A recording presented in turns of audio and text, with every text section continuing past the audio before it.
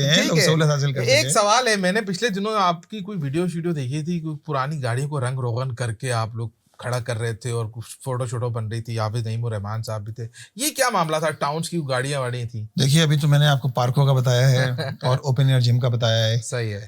میں آپ کے اس سوال کی طرف آتا ہوں. دیکھیں ہم نے کراچی میں 2 جگہ پر ہم نے اربن فارسٹ بنایا ہے. اربن فارسٹ جی جماعت اسلامی نے بنوایا؟ جی اربن فارسٹ بنایا ہے. دیکھیں یہ جو ایدھی سینٹر ہے سوراب گوڈ پر، اس کے سامنے بالکل گرین بیلٹ کی جگہ ہے جو شفیق موڑ تک جاتی ہے. صحیح ہے. آپ بلیو کریں 50,000 درخت اس بیلٹ پر ہم نے چھوٹے پودے لگائے ہیں جو انشاءاللہ تعالیٰ آپ دیکھیں گے 1-2 سال کے اندر، اور ان کو لک آفٹر مینٹین کر رہے ہیں دیکھ بھال. وہ ایریا کون سا ٹاؤن پڑتا ہے؟ وہ گلبرگ ٹاؤن. اسی طرح سراج الدولہ کالج کے جسٹ اپوزٹ یہ ہے Siraj Uddaulah college F C area کے ساتھ، الازم کے ساتھ کے برابر. آپ دیکھیں اس کے بالکل سامنے ایک بڑی کچرا کنڈی ہوتی تھی اور وہاں آگ لگا دی جاتی تھی. رات میں آپ گزریں تو فلائی اوور جو جاتا ہے اس پہ بھی دھواں ہوتا تھا. ہم نے اس کو بالکل صاف کر کے الحمدللہ وہاں ہم نے اربن فارسٹ بنایا ہے. سراج الدولہ اربن فارسٹ کے نام سے بنایا ہے. یہ بھی ہمارا ایک نیا ایکسپیریمنٹ ہے کہ ہم شہر کے اندر فارسٹ کا لوکل گورنمنٹ کی طرف سے کبھی ایسا میں نے نہیں سنا کہ ٹاؤن کی طرف سے ایسا کچھ انیشیٹو ہوا. جی الحمدللہ یہ ہمارے دونوں ٹاؤن لیاقت آباد ٹاؤن نے بھی کیا ہے اور اسی طرح گلبرگ ٹاؤن نے بھی کیا ہے. اور یہ انوائرمنٹل کے لیے بھی ضروری ہے نا، جس طرح ماحولیاتی تبدیلیاں آ رہی ہیں، درخت کاٹ دیے گئے ہیں اور کراچی شہر تو کنکریٹ کا جنگل بن گیا ہے. ایسے کے اندر تو ضروری ہے کہ ایفرٹ ضروری ہے کہ ہمیں نارتھ ناظم آباد ٹاؤن ملا، ہمیں ماڈل ٹاؤن ملا، ہمیں گلبرگ ٹاؤن ملا، نئی کراچی ٹاؤن ملا. ان ٹاؤنز کے اندر جو گاڑیاں تھیں جو سینیٹری کے سارے کاموں کے لیے گاڑیاں استعمال ہوتی ہیں، جو ٹرک ہوتے ہیں بعض کے تو سب کے ویلی غائب تھے اور وہ پتھروں پہ کھڑی ہوئی تھیں. ایسی گاڑیاں تھیں؟ جی یہ ساری گاڑیاں موجود تھیں اور یہ تقریباً ملا لیں تو سینکڑوں کی تعداد میں ایسی گاڑیاں ہوں گی کہ جن کو ہم نے اس کی مشینری کو ہم نے بہتر بنایا، اس کو چلنے کے قابل بنایا، اس کو رنگ و روغن کیا تاکہ کم از کم لوگوں یہ کچرا اٹھانے کے کام تو آ سکے. اس میں یہ ساری گاڑیاں موجود تھیں جو استعمال ہوتی ہیں عموماً اس کاموں کے لیے، اور لیکن وہ نیگلیجنسی کی وجہ سے.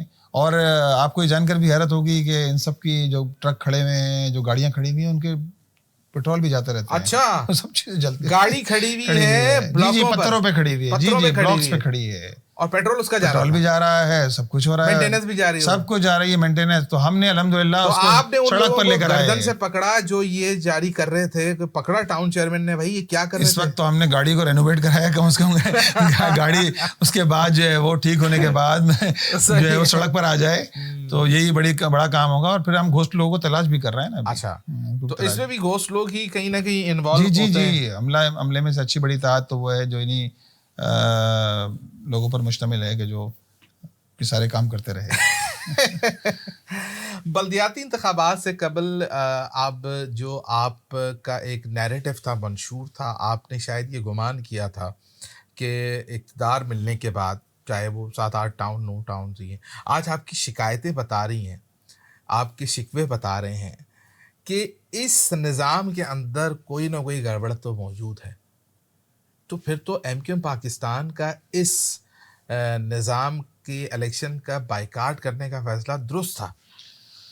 اچھا دیکھیں، جو پورا الیکشن پروسیس ہے، جو پورا الیکشن کا جو ہمارا نظام ہے، یہ گلا سڑا نظام ہے. اسی نظام میں ہم حصہ لے رہے ہیں، ابھی سے نہیں لے رہے، طویل عرصے سے حصہ لے رہے ہیں.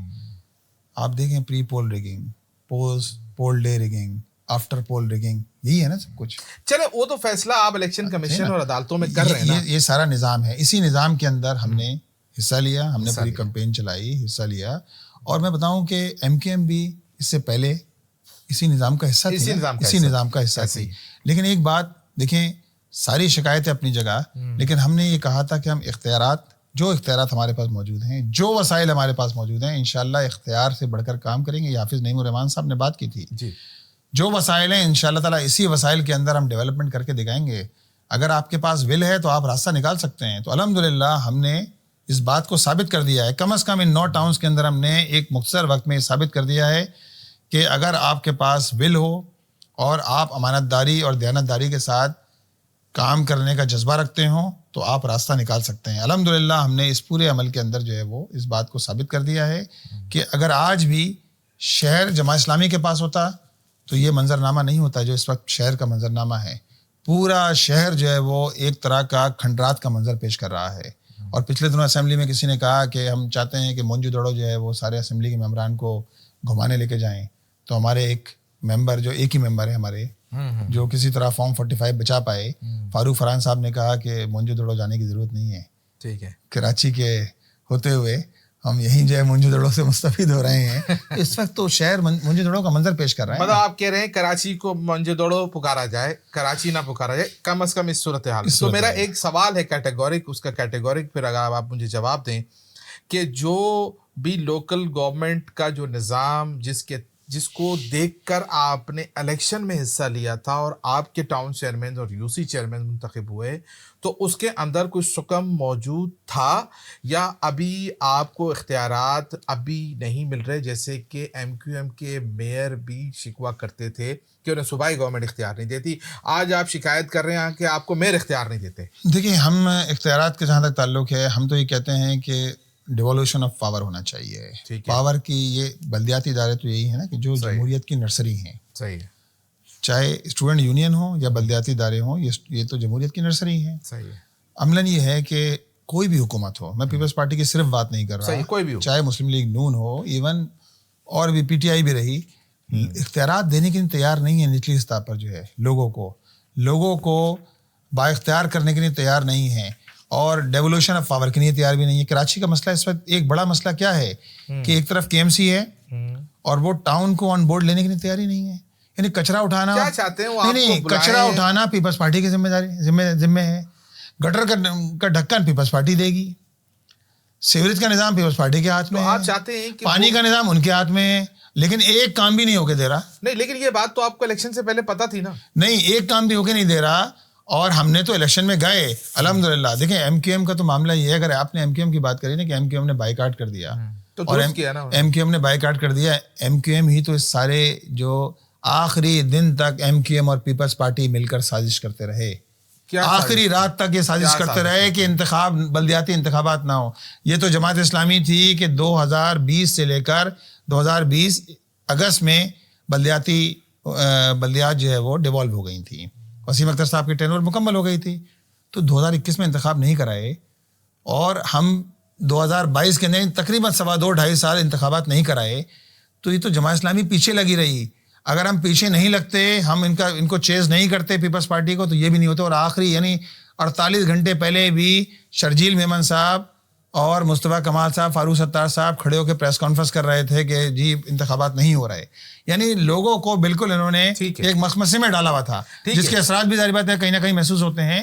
لیکن یہ دونوں کام جاری رہیں گے, اختیارات کے حوالے سے جنگ بھی جاری رہے گی اور اپنے حصہ کام بھی کریں گے. لیکن آپ کے سیاسی مخالفین پھر یہ الزام لگاتے ہیں کہ اگر ایم کیو ایم بائیکاٹ نہ کرتی بلدیاتی انتخابات کا, تو آپ تو کہیں نظر ہی نہیں آنا تھا. آپ نے تو نوازش بھائی اگر یہ, اور ساتھ میں یہ مفروضہ بھی دیتے ہیں کہ دیکھیں اسی لیے تو آپ جنرل الیکشن میں پھر جماعت اسلامی کو ووٹ ہی کسی نے نہیں دیا. میں تو صرف یہ کہوں گا کہ وہ دن لد گئے جب خلیل خان فاختہ اڑایا کرتے تھے. اچھا جی, وہ دن لد گئے جب خلیل خان فاختہ اڑاتے تھے. تو مطلب آپ یہ کہہ رہے ہیں کہ اگر اگلے الیکشن میں ایم کیو ایم نے اگر حصہ لیا تو ٹف ٹائم دے گی. گراؤنڈ ریئلٹی یہ ہے کہ عام انتخابات ہوئے 2024 8 فروری کو. صحیح ہے.